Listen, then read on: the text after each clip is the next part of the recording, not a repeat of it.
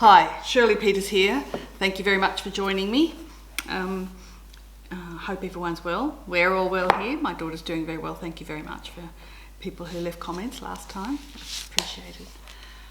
Today we're going to do an easy landscape, and I've got a couple of different ideas, different landscapes from. I actually took them out of the moving car. As the vehicle was travelling along, I was snapping away out the window. So they're not particularly clear shots, but that's okay. I've also got that one, which I've done a little bit of work on before, and it's a nice one. Anyway, I just thought I would have a play with putting colour on and making it look like a landscape in a very loose way, which you could follow along. Anyone can do this. It's not, there's no rules. So I'll turn the camera now and we'll get started.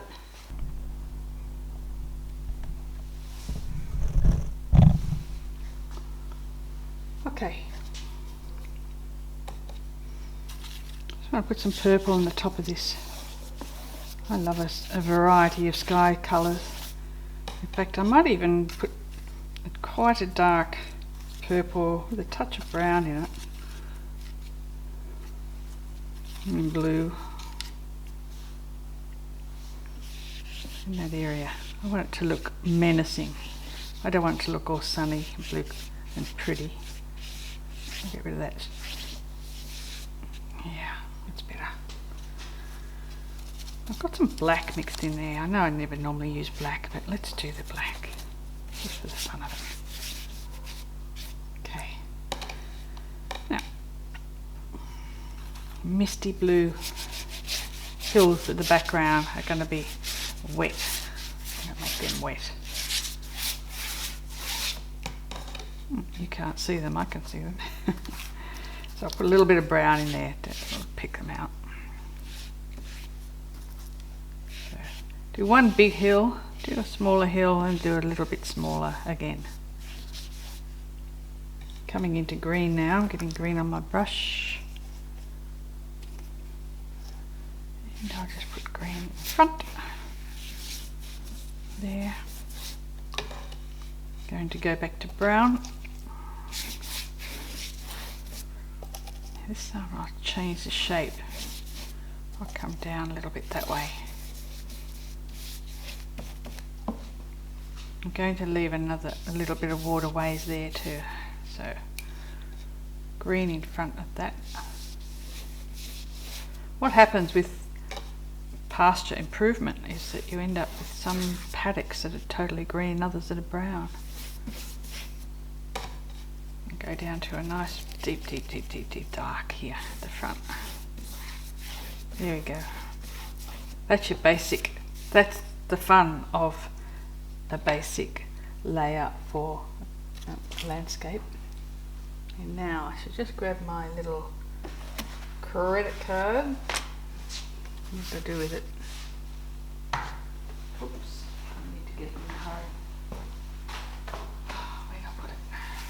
Oh, there it is.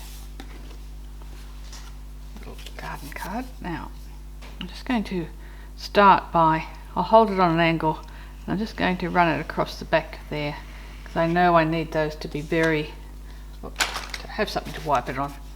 It's not absorbent.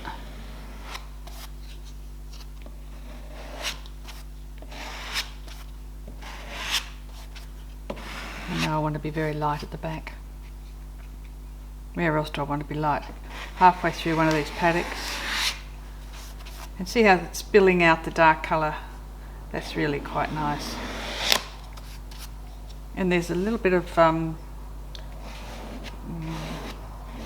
think you'd call that runoff from the land. What do you call it?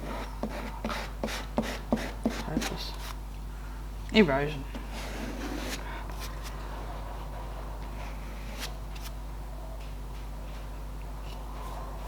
This side, pull that in.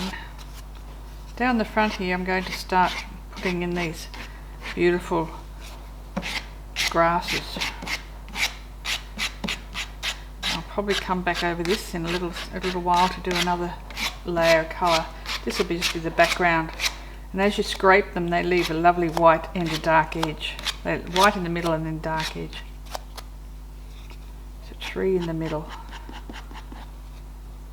doesn't have to be in the middle. Put it off to one side a little bit. All I'm doing is scraping away for it. It's very dark, so I'll probably be painting that in. The edge of the water there, I can scrape that up a little bit and make a little cliff. Not that there's one there, but I'll just pretend there's a little edge of mud around that one, just near the tree. This one here has to be more level, so I'm a bit worried about it. It's not behaving itself. I take it back that it looked like water because it's just not level enough. So I'm going in with some dark here. That worked. I'll do it again here. I'll put some blue on my brush and put it in underneath where that tree will be. And I'll put some purpley blue. It's what's mixed up in my palette. It's not really a special colour. So just put some dotted lines going out that way and then back in this way. The tree shape, the dark of the tree can go in. Some of the trunk work. It's got a shadow under it. Yep, that's fine. Now in the distance here I'm going to put in these trees by just dark purple. Put some green over. No, I won't put green. What do I do? Blue and purple and brown. That'll do. I just wanted something a little bit warmer. No, I think I'll add some more green to that. Okay. So I'm just going to put a bit of detail in like that. So I've got my eyes half closed here. I'm not working off much in that photograph. I'll just fill that hole in, that area in, to give it a contrast. And I'll bring some trees down here.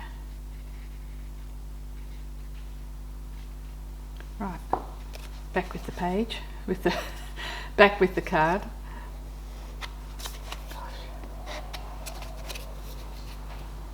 Okay, what'll I do? It's a bit runny, so that's not working too well. Let me see, what'll I do this side? Yeah, so it's still a bit runny. I need to dry it out a little bit before I can get too much movement with this card. Okay, I'll dry it. 1 minute. As you can see by my fingers, it's still a bit wet, so I'm going to just add some texture, add tree shapes, sort of, not too big because they're a long way away, so I don't want them to be too literal. I just want to add variety.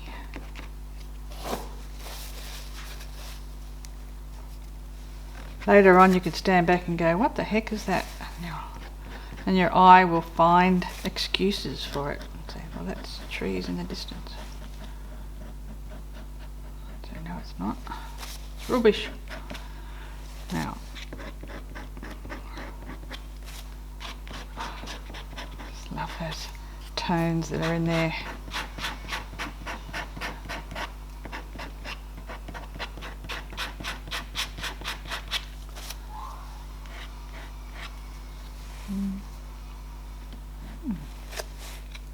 Don't know why. I just feel I just need some horizontals.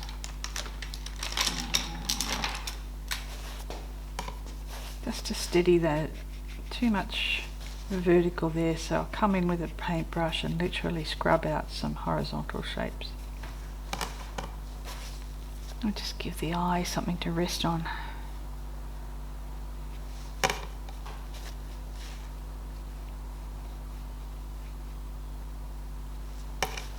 This sort of thing can be, it can make or break. It doesn't necessarily always work. So it's not like you're copying a picture or anything. That's not really much what I'm seeing here. I just sort of go with the flow. It's a little bit like when you pick up a pencil and you just decide to have a bit of a sketch. Not much different. It's about as important as that too. Like it might work, it might not.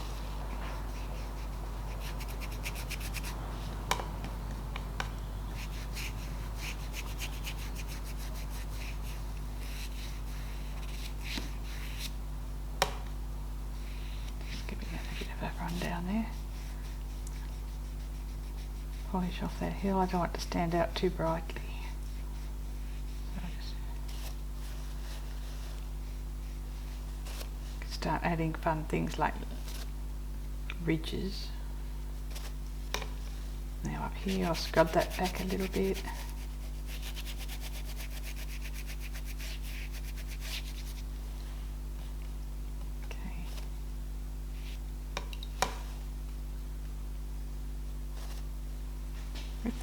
With the water in front here, I do want to try and get that to look a little bit bluish, which means put blue on the back side of it. In fact, I should really have purple in this because it's reflecting the sky above. So do it dark at the back there, and then just use your brush to wet it out at the front, pull it out.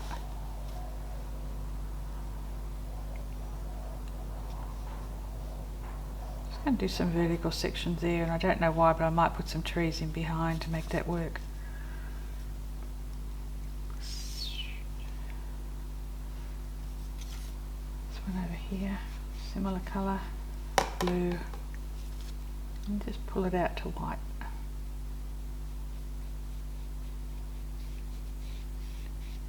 Don't want anything in your painting to be totally one flat colour. You want a gradation. You want dark to light, red to orange, green to brown.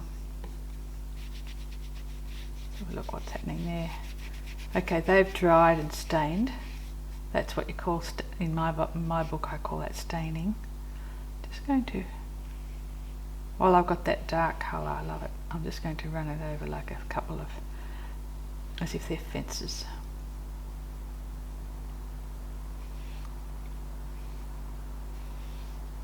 Lines going down like that. Paddocks. Yep. Now, where were we? I think I shall put in something here that makes that interesting. I don't know what. I'm going to try a little bit of pink and a little bit of brown. Okay. Just going to run that across as if it's part of the stream. I'll throw some purple onto it, and then I'll put some brown in it.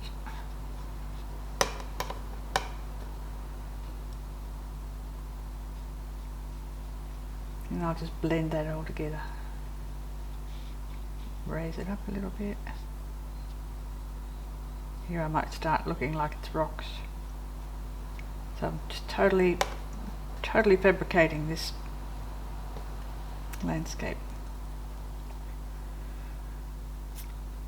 A little bit of, might just put some orange on my brush, stripe it through there. Kind of want to bring something this way, so I'll put some orange again and bring it down like that, and the bottom of that orange an opposite colour, which is the blue, and make it very wider at the front and then narrow at the back. So that's that. In a way it's that ridge going across, which who knows what that is. It could be a feeding line, I don't know, where they lay out the food for the animal, or just a terrace to stop the water running straight down into the dam. So now I'm going to really build up this front part. I'll go to my bigger brush again and go for a really dark green. I'll put a little bit of the red with it just for the sake of it. That'll make it almost black. So I'm going to put that in the foreground. Heavier on this side to balance with the detail up there. A little bit of brown over the top. And I know purple and blue's in there too. Right. Now I'm going to start scraping again. And I might just give it that lean over onto one side like that.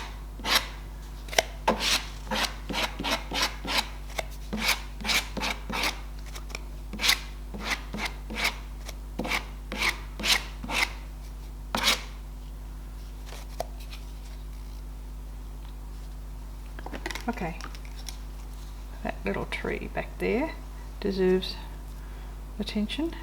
Green and purple together on my brush. See how dark it can be. I want it really, really dark. So just going to feather in some branches with some foliage on them without really seeing what type of tree it is. I can't tell. Could be a wattle, I think. In spring it would be covered in gold. And oops, I just don't like that one there. I think I might just scrape that one out. A couple of these. I'll go down to brown and blue just for a slight variation onto the trunk of the tree.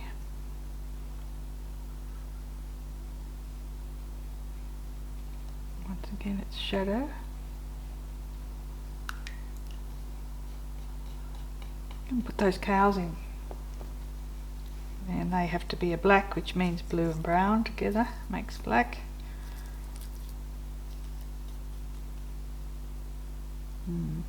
Very important they be on a very dry surface. So just for the fun of it, while I've got that dark colour mixed, I'll just blend it off a little bit, and I'll fiddle around on some of these little lines where I have what looks like could be fence posts, or now I have to be careful not to go too dark at the back. I need to keep the interesting bits that are very dark towards the front. So I'm just wandering around with my brush here and there. A few little spots. Now what I might do also is a rigger. A rigger can be a lot of fun. This is a very long, thin brush. You just want a dark colour on it, nothing specific, so that means a neutral grey. Anywhere I've got a line, I'm going to just heavy it up a little bit with this rigger. So like, okay, I did that on purpose. It wasn't a mistake. It's still very wet there. I have to be careful. So this rigger can come in the foreground and make some positive weeds. Like that. Some of them have got heads on them.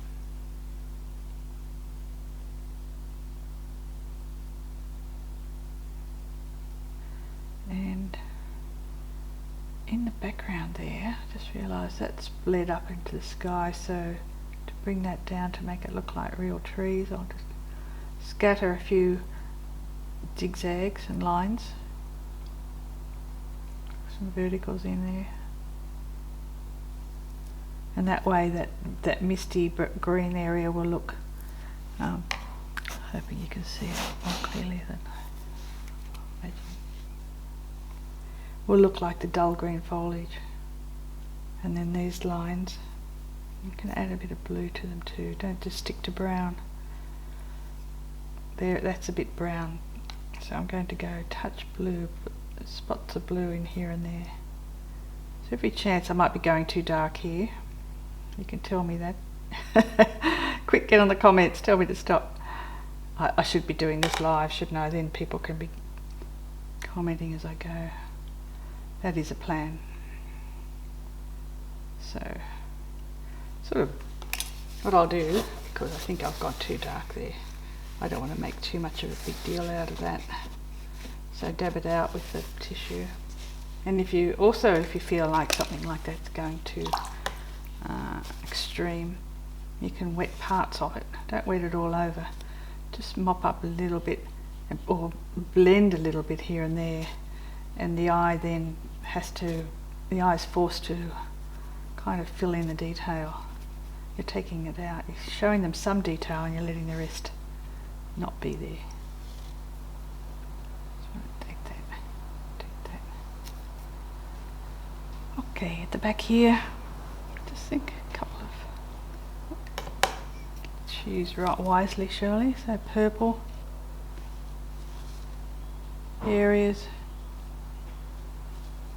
and what they are, just sort of paddocks and things that are darker and they're in the shade. Oh, I might just put, I don't like that now. I know I liked it before, but spoiled it.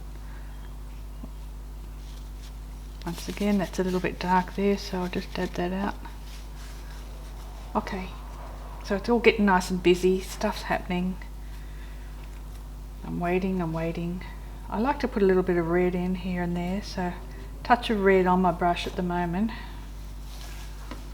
A reddy orangey mess just here in the foreground. There we go, that was about 6 taps, not many. And I'm going to dry it now, and then I'll pop the cows in and it'll be finished. Okay, camera fail. I just put my beautiful cows in, you didn't see it. So I mixed up a dark, I'll show you, I'll do a couple more. Dark blue, dark red. Just like that. Just like when they're bigger and up close. I'll do a big one up close, like that. Now, 4 legs, tiny little 3, 4, 1, 2, 3 there, 3 legs there. You don't always have to have 4. An angle going down for their head. You don't put their head, you just put the neck part. And then you get a bit of dirty water on your brush and you wipe it underneath the cow, and that's the shadow. And that's all you need to do. I put a couple of dots down the back along there just to bring it together. So that is my bucolic scene. Thank you for watching, and sorry for camera fail as usual. One of these days I'll get it right. So this is what the best bit, of course, is giving yourself a white edge. It's kind of like framing, suddenly framing your work. And the rougher you're painting, the better it looks when you have this controlled white edge to it. It really sort of sets it off. 2 of those succeeded in staying there, the other 2 got taken off with the tape. So that's the painting, and I'm hoping that you appreciate the simplicity of it and can do a similar work yourself. I'll have the photographs. I'll have 3 of them on my site, a website, shirleypeters.com. If they help, you can download them and use them as reference and make up your own picture. So dark in the front, pale in the back, leave a few big ovals, very skinny ovals for the blue sky to reflect in, and when it's all dry in the end, pop your cows in. Fun.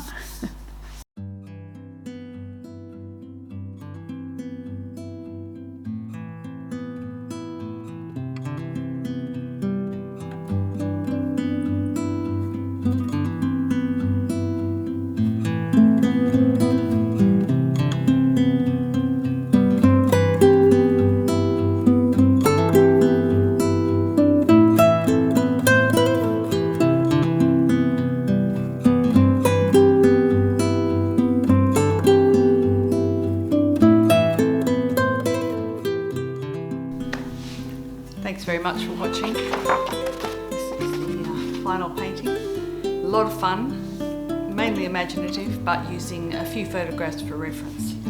So if you want to download the images from my website, please do so. And if you like the video, please give me a like and subscribe, and that way you'll be notified next time I upload one.